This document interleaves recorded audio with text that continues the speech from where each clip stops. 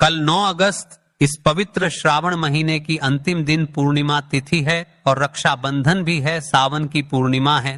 भाई ये सिर्फ एक तिथि नहीं, ये उस देवों के देव महादेव के चरणों में समर्पण का आखिरी मुकाम है। पूरे सावन भर जिसने उपवास किए, जिन्होंने शिवलिंग पर जल चढ़ाया, जिन्होंने दिल से महादेव को पुकारा, अब वो घड़ी आ गई है जब फल मिलने का समय है। लेकिन इस बार ये सिर्फ सावन पूर्णिमा नहीं है, इस बार ये रक्षाबंधन भी है और शनिवार भी है, यानी नारी शक्ति, शिव शक्ति और शनिदेव की दृष्टि, तीनों का अद्भुत संगम। महापुराण कहता है पूर्णिमा के दिन शिव को जो एक दिया जलाकर श्रद्धा से प्रणाम करता है, उसके जीवन के पाप जल जाते हैं। और जब ये पूर्णिमा श्रावण मास में हो तो समझो 100 गुना पुण्य सावन पूर्णिमा। वो तिथि है जब शिव की कृपा, चंद्रमा की शीतलता और ऋषियों के आशीर्वाद तीनों एक साथ मिलते हैं। इस दिन किए गए दीपदान, जप और श्रद्धा भरे उपायों का असर सीधा 100 गुना बढ़ जाता है हर बहन को अपने भाई के लिए। रक्षाबंधन पर एक कार्य अवश्य करना चाहिए और रक्षाबंधन की पूर्णिमा यानी श्रावण महीने का दिन शिव मंदिर में हर माता बहनों को अपने भगवान शंकर, अपने भाई के लिए इस उपाय को अवश्य करना चाहिए। वे उपहार में इतना दे जाते हैं जितना आपने कभी कल्पना नहीं करी होगी। महाराज आज की यह अंतिम श्री सावन शिव महापुराण की कथा से पैन खोलकर सुन लो रे सबको। कल 9 अगस्त ये कोई आम दिन नहीं है, यह दिन हर वर्ष में एक बार ही आता है। इस दिन किया जाने वाला एक हल्दी के दीपक का उपाय शिव मंदिर में किसी भी समय महाराज और रक्षाबंधन के समय अपने भाई को राखी बांधते हुए श्रीफल अर्थात नारियल देते हुए हर बहन को यह छोटा सा कार्य अवश्य करना चाहिए। राखी का मतलब सिर्फ धागा नहीं है, ये उस स्त्री की आस्था और कामना का प्रतीक है जो अपने भाई के लिए दुर्घटनाओं से रक्षा, आयु में वृद्धि और घर में सुख समृद्धि की प्रार्थना करती है। लेकिन इस बार रक्षाबंधन शनिवार को पड़ा है, शनिदेव की दृष्टि बहुत प्रबल है और जब बहन हल्दी के दीपक से शिव को दीपदान करती है तो उसका तेज इतना बढ़ जाता है कि शनि की कुदृष्टि भी बच नहीं पाती। ऐसे में भाई के जीवन में शांति, सफलता, उन्नति और रक्षा की अजेय दीवार बन है। भाग अब सुन, इस दिन का योग कुछ ऐसा है जो वर्षों में नहीं आता।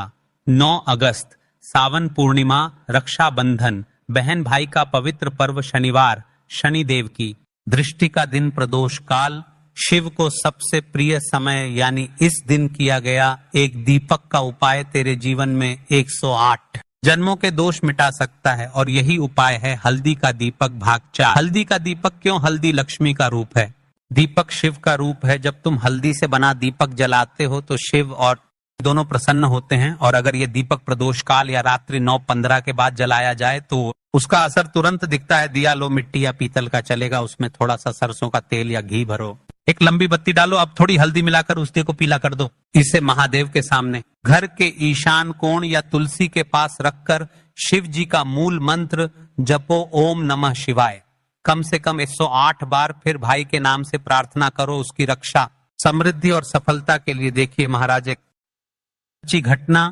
जिस महिला के साथ एक दुर्घटना हुई, आज एक पत्र आया है, सुनिए। मेघा नाम की एक बहन थी, उसका भाई हर बार इंटरव्यू में फेल हो जाता था, कभी हेल्थ की दिक्कत, कभी एक्सीडेंट, कभी नौकरी छूट जाती। रक्षाबंधन के दिन वो बहुत रोई। फिर एक पंडित ने कहा हल्दी का दीपक जला, शिव को पुकार और भाई के नाम से प्रार्थना कर। मेघा ने वही किया, एक दीपक जलाया, शिव का नाम लिया और सच्चे मन से रक्षा मांगी। अगले महीने भाई को सरकारी नौकरी मिली। अब भी हर साल सावन पूर्णिमा पर वो हल्दी का जरूर जलाती है। जिन्होंने पिछले वीडियो में कमेंट किया था वे लोग जान ले अपनी राशि से जुड़ा भाग्य। सबसे पहले राशि है मेष। आज तुम्हारे जीवन में कोई बड़ा परिवर्तन आ सकता है अगर तुमने यह उपाय श्रद्धा से किया, सफलता निश्चित है। दूसरी और विशेष राशि है तुला। पिछले कुछ समय से जो रुकावटें थीं अब समाप्त होंगी। रक्षाबंधन का ये दीपक तुम्हारे भाई की किस्मत खोल देगा। देखिए पूर्णिमा तिथि के दिन, श्रवण के आखिरी दिन, हर घर हर महिला को यह एक छोटा सा कार्य रात्रि में अवश्य करना चाहिए। महाराज सो जाएं तो एक छोटा सा दिया लेकर अपने बिस्तर के पास रखो और 11 बार कहो, हे शिव शंकर मेरी कामनाएं पूरी हो, मेरे भाई की रक्षा हो और हमारे जीवन से अंधकार हट जाए। फिर ओम शिवाय नम मंत्र 27 बार झपकर सो जाना। देखना सपनों में भी शिव तुम्हें दर्शन देंगे। भाई अगर तुम बहन हो तो आज का दिन तुम्हें वरदान देने आया है। अगर तुम भाई हो तो आज का दीपक तुम्हारी रक्षा का कवच बन सकता है और अगर तुम अकेले हो तो समझो शिव खुद तुम्हारे भाई बनकर खड़े हैं। दिया थोड़ी सी हल्दी और सच्चे मन से की गई प्रार्थना, बस यही चाहिए जीवन को बदलने के लिए। तो देखिए हम उसे विशेष और मुख्य उपाय की तरफ चल रहे हैं जो आपको कल के दिन अवश्य करना है। और हाँ, आखिरी में हम अंतिम में आपको एक छोटा सा कार्य बताने वाले हैं जो श्रवण के आखिरी दिन यानी पूर्णिमा तिथि के दिन किया जाता है, जिससे शिव जी की कृपा प्राप्त होती है। तो वीडियो को बीच बीच में से स्किप ना करें। अब ध्यान से सुनो, इस एक दीपक और हल्दी वाले उपाय को हमें इस शुक्रवार के दिन करना किस समय है। इस उपाय को करने का जो समय है वह सुबह का समय है और शाम का समय भी है। अब देखिए यहाँ पर हम मुख्य रूप से सुबह का समय नहीं बोलेंगे क्योंकि 9 अगस्त शनिवार श्रवण का आखिरी दिन पूर्णिमा व्रत और रक्षाबंधन, और इस दिन प्रदोष काल के समय का बहुत महत्व होता है। बाकी अगर सुबह के समय भी करेंगे तो भी अच्छा होगा, उसमें कोई भी दिक्कत वाली बात नहीं है। तो चलिए जानते हैं इस विशेष उपाय के बारे में। लेकिन उससे पहले एक प्रार्थना, अगर आप इस चैनल पर नए हैं तो आप इस वीडियो को लाइक करें, को सब्सक्राइब करें और कमेंट बॉक्स में आप अपनी राशि या अपना नाम जरूर डाल दें, क्योंकि हम राशि से जुड़ा भाग्य भी बताते हैं और भाग्य में चल रही परेशानियों को दूर करने के लिए वह आसान से आसान उपाय भी बताते हैं। तो चलिए अब हम अपने सबसे पहले उपाय की बात कर लेते हैं। देखिए हम सभी के घरों में माता तुलसी का पौधा अवश्य ही होता है। तो देखिए हमें तुलसी जी के पौधे से सबसे पहले तो 3 पत्ते तोड़ने हैं और इन तुलसी जी के पत्तों को तोड़ने के बाद आपको एक चुटकी हल्दी भी अपने साथ में लेनी है। हल्दी के अंदर को जल मिलाकर के पेस्ट के रूप में तैयार करना है और इसी के साथ में आपको एक दीपक भी लेना होगा। दीपक आप मिट्टी का भी ले सकते हैं, आटे का भी ले सकते हैं, और इस दीपक में आपको शुद्ध घी डाल करके इसमें आपको लंबी रुई की बाती का प्रयोग करना है। देखिए दोस्तों, आपके पास है 3 तुलसी जी के पत्ते हैं। तो पहला जो तुलसी जी का पत्ता है उस पर आपको सबसे पहले तो जो आपने हल्दी ली है उसकी एक बिंदी लगानी है। और पहला जो तुलसी जी का पत्ता है, आपके घर में भगवान विष्णु का चाहे कोई सा भी स्वरूप हो, चाहे गोपाल जी का स्वरूप हो या फिर भगवान कृष्ण की आपके मंदिर में प्रतिमा हो या फिर भगवान श्री राम की प्रतिमाएं, उनके सामने आपको पहला तुलसी जी का पत्ता अर्पित करना है। अब देखिए दोस्तों, आपके पास जो 2 तुलसी जी के पत्ते हैं और आपके पास जो एक दीपक है, इन्हें आपको लेकर के पहुंचना है अपने ही घर में तुलसी जी के पौधे के पास में। देखिए सबसे पहले तो आपके पास जो 2 तुलसी जी के पत्ते हैं उन पर भी आपको हल्दी की एक बिंदी लगानी है और उन दोनों ही तुलसी जी के पत्तों को आपको अपने घर में तुलसी जी के पौधे के वहां पर ही अर्पित कर देने हैं। और इस प्रकार से ये दोनों पत्ते भी तुलसी जी के पौधे के पास में अर्पित करने के बाद अंत में जो आपके पास एक लंबी बाती का दीपक है, इसे आपको तुलसी जी के पौधे के पास में ही प्रज्वलित कर देना है। जो भी व्यक्ति अपने ही घर पर इस प्रकार से तुलसी जी के 3 पत्तों का यह उपाय कर लेता है तो उसका परिवार हमेशा खुश रहता है, उसके परिवार में कभी भी कोई भी संकट उत्पन्न नहीं होता है। और यदि आपके घर में जो भी ग्रह क्लेश है वह भी समाप्त होते हैं। तो इस प्रकार से ये सुंदर सा उपाय है। अब बात करते हैं अगले उपाय की। देखो, यदि आपके जीवन में आर्थिक संकट बहुत अधिक हो रहे हैं, धन की समस्या लगातार जीवन में बनी हुई है, 1 रुपयों को प्राप्त करने के लिए आपको बहुत अधिक मेहनत कर रहे हैं, तो आज रात्रि में सोने से पहले आपको हो यह एक चमत्कारी दीपक का उपाय अवश्य करना है। या फिर यदि आपका जो व्यापार है, बिजनेस है, दुकान है, वो अच्छे से नहीं चल पा रही है, तो आज रात्रि में इस विशेष दीपक का उपाय आपको अवश्य करना चाहिए।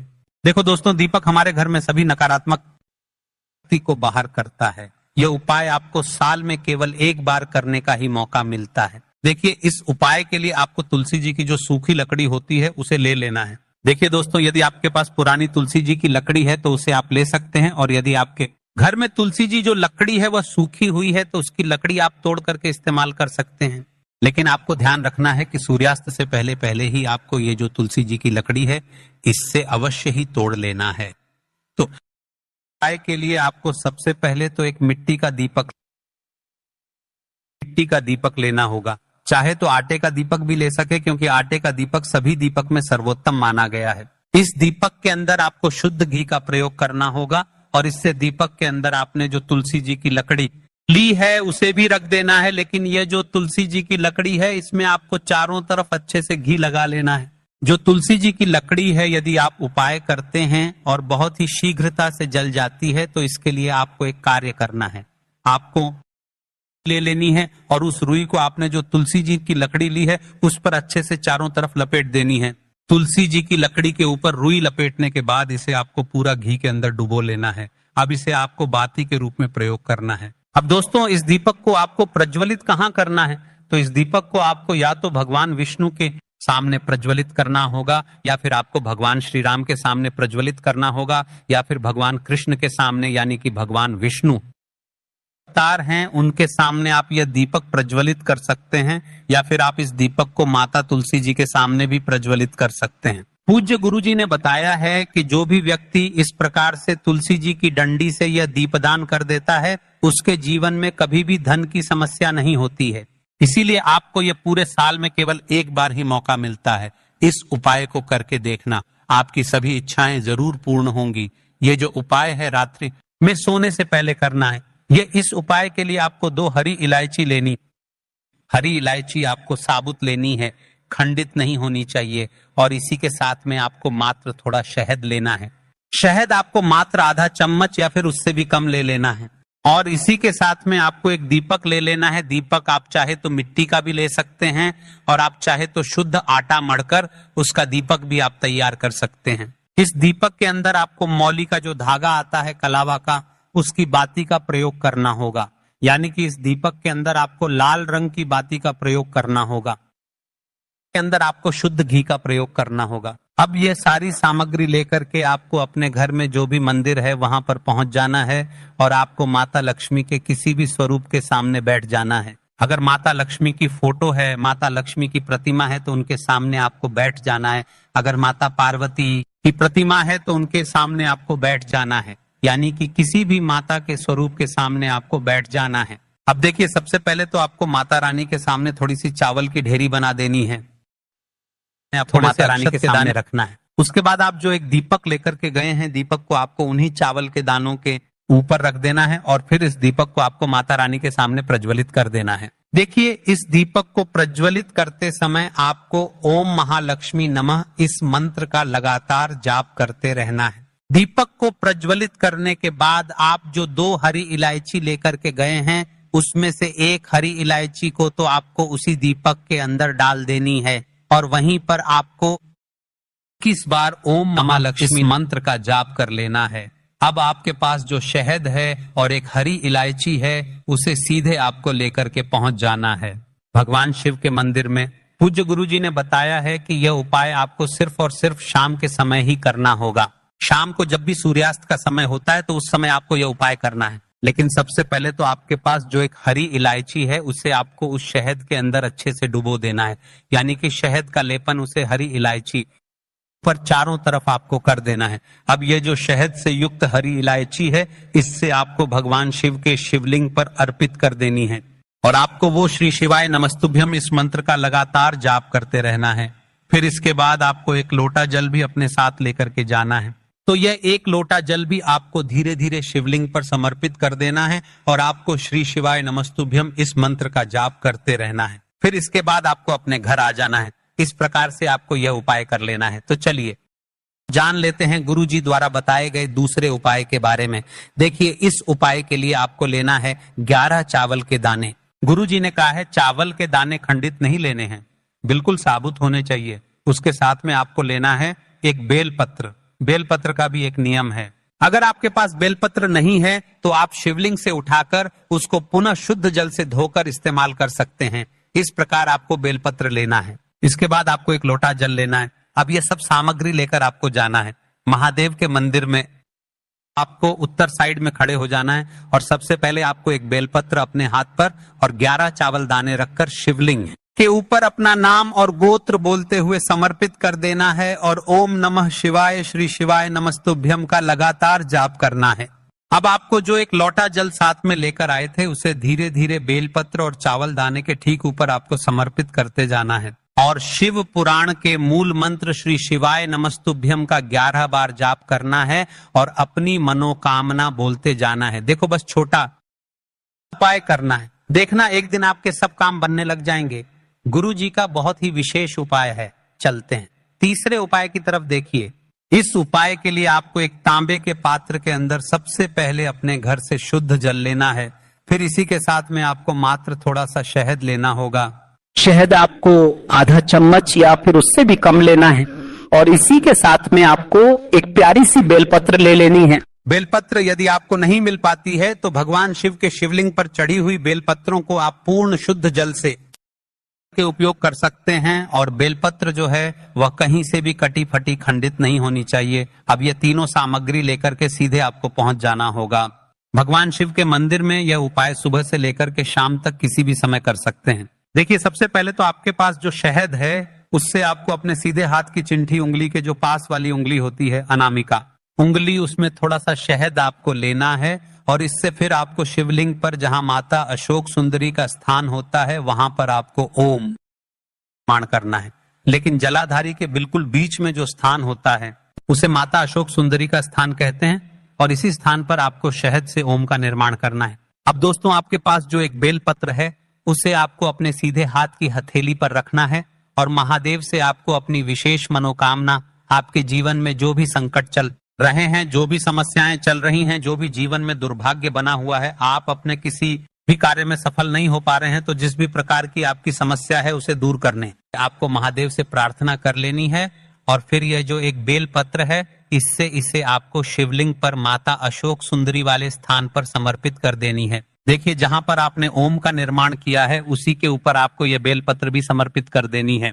देखिए, बेलपत्र की चिकनी साइड का हिस्सा शिवलिंग से स्पर्श होगा और इसकी जो डंडी है वह आपको जलाधारी की ओर रखनी है। बड़ी पत्ती वाला भाग शिवलिंग की तरफ रहेगा। इसी प्रकार से आपको यह बेलपत्र समर्पित कर देनी है। अब दोस्तों, आपके पास जो एक जल है उसमें से थोड़ा सा जल तो आपको बेलपत्र की जो आगे वाली पत्ती है उस पर आपको समर्पित करना है और आपको श्री शिवाय नमस्तुभ्यम इस मंत्र का जाप कर लेना है। फिर उस पात्र के अंदर जो जल बचेगा उसे पूरा आपको भगवान शिव के शिवलिंग पर धीरे धीरे समर्पित करते जाना है और लगातार आपको शिव महापुराण के मूल मंत्र श्री शिवाय नमस्तुभ्यम इस मंत्र का जाप करते रहना है। गुरुजी ने कहा है कि जल आपको इतने धीरे धीरे समर्पित करना है कि जल समर्पित करते हुए आप कम से कम 11 बार श्री शिवाय नमस्तुभ्यम फिर ओम नमः शिवाय इस मंत्र का जाप कर सकें।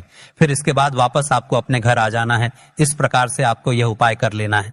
आप देखेंगे कि आपकी सभी मनोकामनाएं अवश्य ही पूरी होंगी। यह उपाय आपको अवश्य करने हैं। इस वीडियो में हमने आपको 3 से 4 महा उपाय आपको बताए हैं जो आपको शुक्रवार के दिन, ये जो सारे उपाय हमने आपको बताए हैं ये आपको कल शनिवार के दिन इस पवित्र श्रावण महीने का अंतिम दिन यानी कि पूर्णिमा व्रत के दिन आपको करना है।